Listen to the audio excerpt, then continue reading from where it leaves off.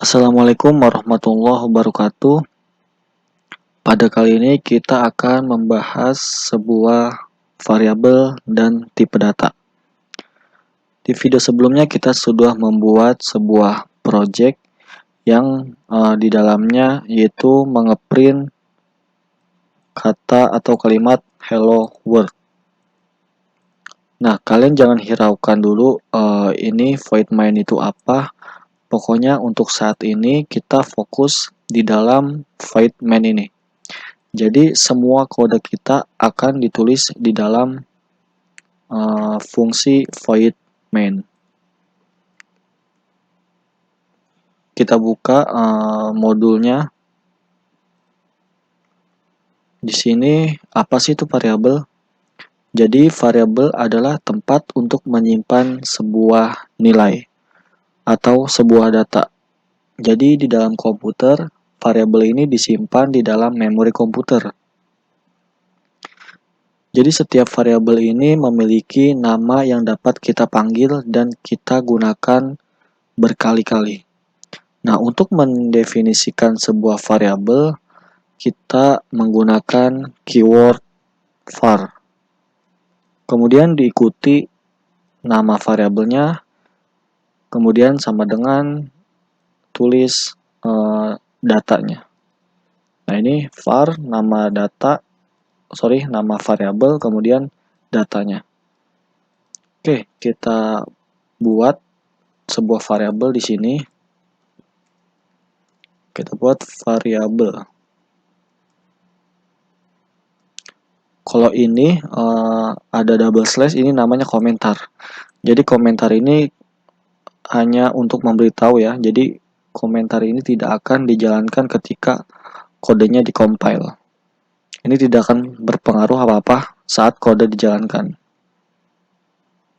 Kita buat variabel pertama-tama menggunakan keyword var.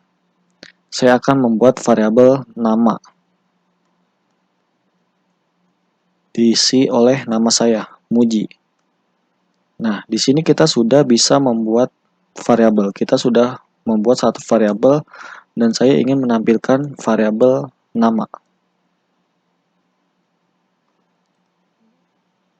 Nah, maka variabel nama saya akan mau tampilkan di konsol. Kalau kita jalankan, seharusnya dia tampil Muji. Nah, sudah tampil ya. Nah, ini namanya variabel. Untuk variabel kita bisa juga, misalkan kita ingin membuat variabel tapi tidak ingin diinisialisasikan terlebih dahulu. Nah, kita bisa membuat variabel nama. Jadi var nama. Ini artinya kita hanya menyiapkan sebuar variabelnya aja.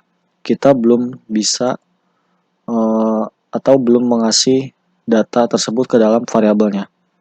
Nah, jadi nanti seolah-olah kita ingin variabel ini diisi lain waktu atau di lain program. Nah, jadi untuk penginisialisasi variabel ini bisa dilakukan setelah variabelnya didefinisikan. Jadi bisa tulis di sini nama sama dengan Muji. Ini sama aja ya. Kita bisa langsung isi datanya di dalam di dalam penulisan pertama. Terus kita juga bisa mengasih nama setelah mendefinisikan variabel ini. Oke, kalau kita print hasilnya sama. Itu untuk variabel. Jadi variabel ini berisi data. Kemudian selanjutnya kita akan membahas tentang tipe data. Nah, data apa saja yang bisa masuk ke dalam sebuah variabel. Kita buka lagi modulnya.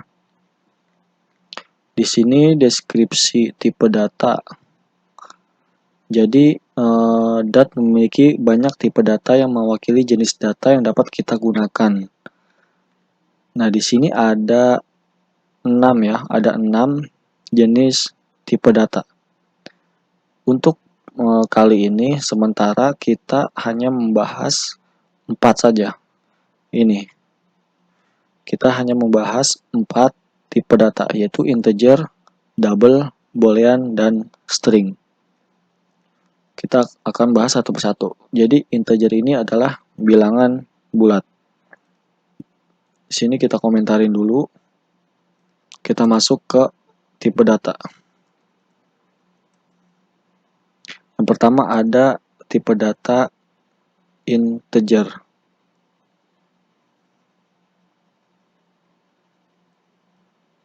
Kita masuk ke tipe data integer. Jadi integer itu adalah tipe data yang berisi bilangan bulat, yaitu bilangan 1, 2, atau 10, 100, dan lain-lain. Pokoknya bilangan bulat tanpa ada koma. Kemudian yang kedua ada double. Double ini hampir sama seperti integer, tapi dia desimal bentuknya. 1,2, kemudian 5,0, 10,1, dan lain-lain. Itu untuk double. Yang ketiga ada boolean. Boolean ini ada 2 value, yaitu true dan false. Jadi boolean ini nilainya cuma ada 2, yaitu benar atau salah. Kalau benar dia isi true, kalau salah dia berisi false. Kemudian terakhir yaitu string. String ini seperti yaitu string itu berisi sebuah kalimat. Kita sudah memakai tipe data string pada variabel tadi ya, dengan isi nama saya. Ini adalah string. Jadi string itu kalimat. Oke, kita akan bahas yang integer ya. Jadi saya buat variabel misalkan angka. Angka sama dengan 1. Ini termasuk integer ya. Jadi kalau kita print maka akan tampil angka 1. Begitupun kalau 10, 100, dan lain-lain. Itu untuk integer. Kemudian double sama penginisialisasiannya yaitu angka 2, misalkan 2,3. Nah, seperti ini. Jadi untuk pembuatan variabel ini dinamakan satu statement. Jadi setiap statement kita diakhiri dengan titik koma. Kalau kita tidak memakai titik koma maka akan error. Ya. Jadi untuk membuat variabel kita biasakan menggunakan titik koma. Kemudian boolean. Boolean ini nilainya hanya 2. Perbandingan sama dengan true. Jadi kita bisa isi true atau false. Untuk kalimat sama seperti tadi. Nah, untuk string ya, string kita akan bahas lebih dalam. Ini kita komentarin aja terlebih dahulu. Kita akan membahas string terlebih dahulu. Nah, untuk string saya buat nama lagi. Dia adalah sebuah kalimat. Nah, jadi dia bisa dikurung menggunakan tanda petik 2 atau tanda petik 1. Nah, seperti ini. Misalkan Mujibur Rahman. Ini adalah nama saya. Ini saya menggunakan tanda petik 1. Kemudian di sini saya ingin membuat var nama lengkap. Nah, di sini saya buat nama depan. Kemudian ini nama belakang. Di sini Muji.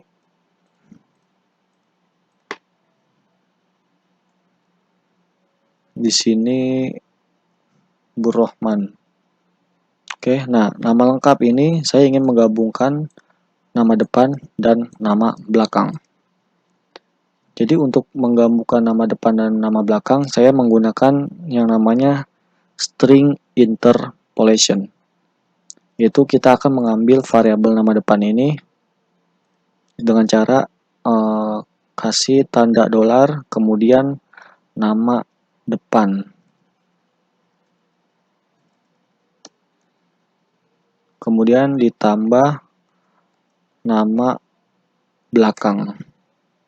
Nah, kalau kita print, yaitu nama lengkap, kita jalankan, seharusnya hasilnya adalah nama saya, yaitu nama lengkap Mujibur Rahman. Nah, ini namanya string interpolation. Kita bisa memasukkan variabel ke dalam string menggunakan dolar. Oke, kemudian misalkan ini nama lengkap, dan kemudian saya ingin menggunakan,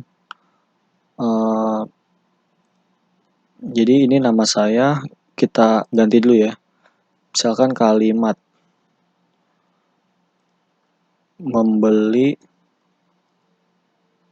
apa ya? Misalkan es krim seharga $2. Saya ingin menggunakan tanda dolar untuk simbol dolar. Seharga $2. Nah, ini kan tidak bisa.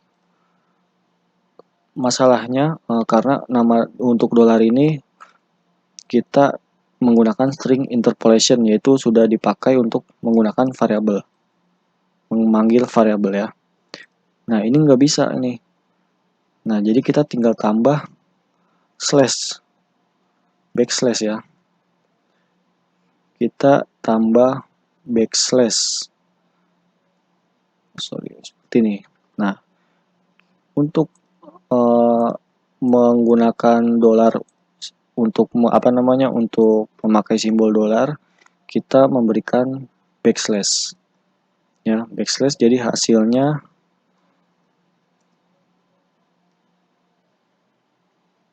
dolar ini dipakai untuk simbol, bukan untuk memanggil sebuah variabel.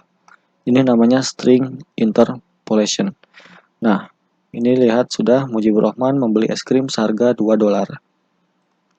Nah, kemudian di sini kan tanda petik 2.